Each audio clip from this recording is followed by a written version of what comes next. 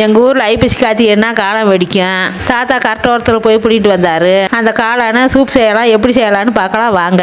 அதுக்கு முதல்ல காளானை நல்லா கழுவி வச்சுக்கணும். ஒரு வடைச்சட்டியை வச்சு நல்லெண்ணெயை ஊற்றி கடுகு உளுந்தம் பருப்பு, கருவேப்பிலை, சின்ன வெங்காயம், காஞ்ச மிளகாய் போட்டு நல்லா வதக்கணும். வதக்கிட்டு கழுவி வச்ச காளானை போட்டு உப்பு போட்டு நல்லா வதக்கணும். வேக விட்டு எடுத்தால் காளான் சூப்பு ரெடி. இதே மாதிரி நீங்களும் செஞ்சு பாருங்கள். செஞ்சு பார்த்துட்டு எப்படி இருக்குன்னு கமெண்டில் சொல்லுங்கள். எங்கள் ஊர் ஸ்டைலில் போலி செஞ்சு காட்ட போகிறப்பா. இப்போ ஒரு கப் மைதா மாவு, கொஞ்சம் உப்புப்பா,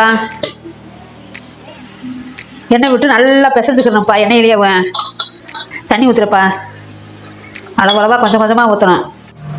இந்த மாதிரி நல்லா பிசைஞ்சாச்சுப்பா. இங்கே பாருப்பா, ஊறட்டும், 1/2 மணி நேரம் ஊறணும்.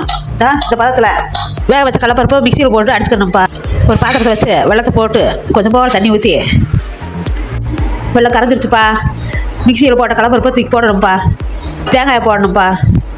எல்லாத்தையும் போட்டு கலந்து கிண்டணும்ப்பா. மாவு 1/2 மணி நேரம் ஊறிடுச்சுப்பா. உருண்டை பிடிச்சாச்சுப்பா.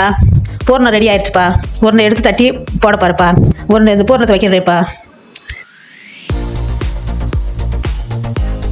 இதே மாதிரி தட்டிக்கணும்ப்பா. எடுத்து தோசை சட்டியில் போடணும்ப்பா. மேலே கொஞ்சம் எண்ணெய் ஊற்றணும்ப்பா. இப்படியே வேக விட்டு திரும்ப போடணும்ப்பா. போலி ரெடி ஆயிடுச்சுப்பா. வெந்துருச்சுப்பா. எடுக்க போகிறேன்.